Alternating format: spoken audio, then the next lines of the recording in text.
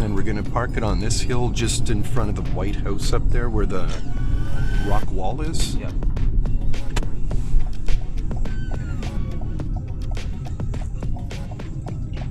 I think I know what's... Yeah, this is the exception. Yep. Okay. Try to get it in a little bit closer than this here, so you don't see any of the pavement whatsoever. A little bit more. There. That's good. Okay, so first thing we do up. Yeah, up and away. Okay. And then you put it in neutral, right? Yep. Just that. Yeah.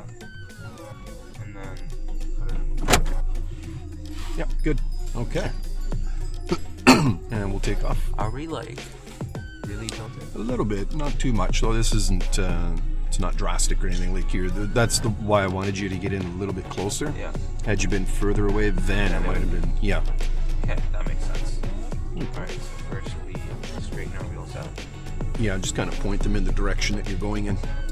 Oh, like this? Yeah, Sort of thing. yeah. Okay. That way your wheels are just slightly angled. Okay, and then put it in dry. And then we do small. Yep. There we go. Okay, we're going to make a right turn here.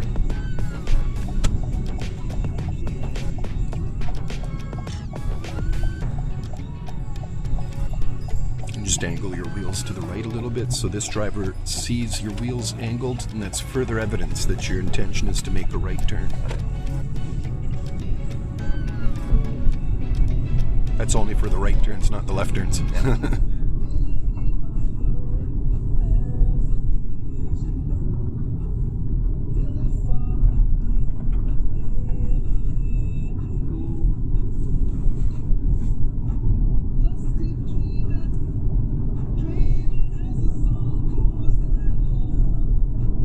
Have you seen that Python, the pothole filling machine?